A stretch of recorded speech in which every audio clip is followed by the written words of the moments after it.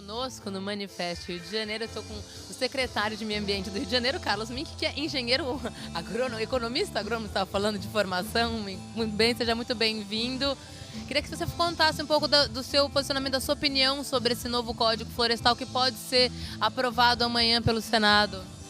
Eu estou verdadeiramente preocupado. Eu acho que o Senado, graças à força do movimento, houve pequenos avanços. Um deles foi voltar à questão do embargo, que é muito importante. Quando eu era ministro, foi um dos principais instrumentos que a gente usou para diminuir o desmatamento da Amazônia, não tirar, então esse ponto voltou. Mas vários outros nós fomos derrotados. Um dos principais foi de permitir a pecuária nas encostas como área consolidada. Nós já tínhamos até feito um acordo lá atrás em relação às frutíferas. Tinha sentido, ninguém queria arrancar as macieiras, né, as pereiras, as videiras. A pecuária em encosta não tem coisa que provoca mais assoreamento para acabar com os rios aqui embaixo. Então essa foi péssima. Uma outra péssima, eu acho que é a ideia de que a pessoa não tem que demonstrar que estava em ordem. Quer dizer, nós é que temos que demonstrar que o sujeito desmatou antes de tal data. Então já cria uma situação que beneficia muito o infrator.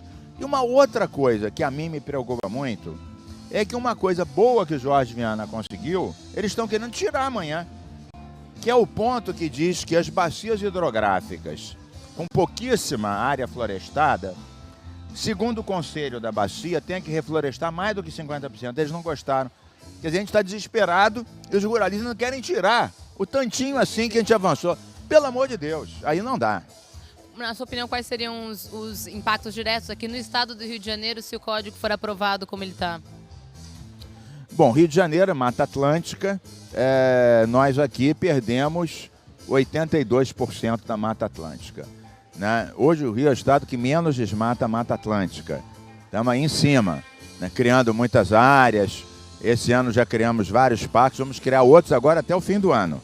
Né? O Parque da Pedra Selada em Mauá, da Lagoa do Açu. Mas, por exemplo, nós estávamos negociando com vários agricultores para eles reflorestarem as matas ciliares, dizendo que assim eles ficariam quites com o governo em relação às suas obrigações. Vários já tinham topado. E agora, com essa flexibilização do código, estão andando para trás. Então veja que até acordos já feitos, onde a gente ajudava eles com mudas e eles refaziam as ciliares, que são área de APP, área de preservação permanente, estão dando para trás, dizendo alto lá, vamos esperar a votação no Senado. Quer dizer, estão desarrumando o que a gente fez aqui, é inacreditável. Você participou de alguns debates, inclusive, você estava comentando sobre as leis, enfim, as emendas que esse código propõe. Houve, na sua percepção, uma maior vontade de discussão política ou isso ficou só na sociedade civil? Eu queria que você desse um parecer um pouco sobre como é feita a legislação no Brasil. Olha, quando eu estava no Ministério, eu tive uma grande preocupação. Quando eu vi que a gente estava caminhando para um massacre, eu tive uma grande preocupação de tentar fazer uma frente com a agricultura familiar. Então, com a ajuda de várias ONGs, nós buscamos a CONTAG, a FETRAF, o MST, a Via Campesina, que inclusive tinham cada um desses posições diferentes. A gente teve que conversar com cada um separado, depois com todos juntos. Juntar todo mundo. Na época, era ministro do Desenvolvimento Agrário, o Guilherme Cássio, que me ajudou muito. Então, a gente fez um pacto com a agricultura familiar de 23 pontos. Garantindo um tratamento diferenciado à agricultura familiar. Por exemplo, que para eles o georreferenciamento seria gratuito. Porque para já a agricultura familiar não sabe o que é georreferenciamento. Quando descobre, vê que que tem que pagar para alguém fazer os limites todos. Isso custa. A gente não tem dinheiro para isso. A gente vai não, para o pequeno e familiar. Não é só menos de 4 módulos, é que o uso e a força de trabalho familiar. Então, com isso e mais 22 outros pontos, assinamos um pacto com todos os presidentes desses órgãos para tirar a agricultura familiar da asa da CNA, da Cátia Abreu, dos grandes pecuaristas. Porque eles estão sendo usados como massa de manobra, eles são aterrorizados, né? O ministro Stefanes e a Cátia Abreu e vários outros iam nas grandes feiras agropecuárias de Uberaba, do Rio Grande do Sul, de Santa Catarina, aterrorizavam os pequenos, dizendo, com esse código vocês todos vão ser presos, o gado de vocês vai ser apreendido, as matas de vocês... E realmente estavam conseguindo botar eles contra os ambientalistas. Então, meu maior esforço no Ministério foi refazer o pacto Ecologia e Agricultura Familiar. Nós conseguimos. Por alguma razão, isso desandou, né? Um pouco o Aldo Rebelo, com o negócio da esquerda, do nacionalismo. Alguns erros nós cometemos, né?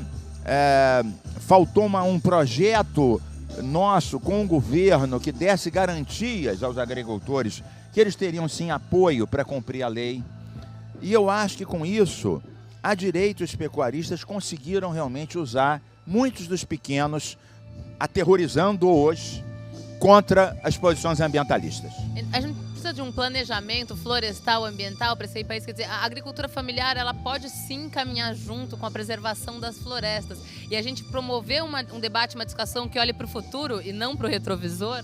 Na sua opinião, como é que a gente cria esse planejamento ambiental? Não, eu acho que sim, até porque, se nós formos olhar bem, o agricultor, e o agricultor familiar em especial, é o principal prejudicado pelo desmatamento, pela erosão, pela perda do fundo de fertilidade natural. Ele vai ter custos crescentes para ter água para sua agricultura, para sua criação, né?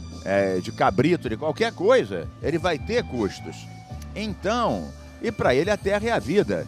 Não é que nem um grande da Cátia Abreu, que a terra é que nem qualquer produto da Bolsa de Valores, que nem ouro, que nem títulos, que nem qualquer coisa. A terra que ele tem do pai, do avô. Então, esse planejamento é necessário, inclusive por bacias, por microbacias. Eu estou convencido de que nós temos condições de mexer em algumas coisas. Ninguém achava que a gente ia conseguir trazer de volta o embargo, trazer de volta o manguezal. Foram vitórias nossas. E trazer de volta essa ideia de que em bacias com pouca cobertura, mais de 50% eles querem derrubar isso no plenário. Então a gente tem que avançar em alguns pontos. Por exemplo, se a gente deixasse a agricultura nas áreas consolidadas, mas tirasse a pecuária, são 44 milhões de hectares. A agricultura são 20, a pecuária são 48. Então, se a gente conseguisse só excluir a pecuária das áreas consolidadas, já seria, eu acho que, a maior vitória dos ambientalistas. Poxa, muito obrigada pela sua participação, Mink. A gente segue aqui do Manifesto Rio de Janeiro em favor do Comitê pela Preservação das Florestas e contra o novo Código Florestal.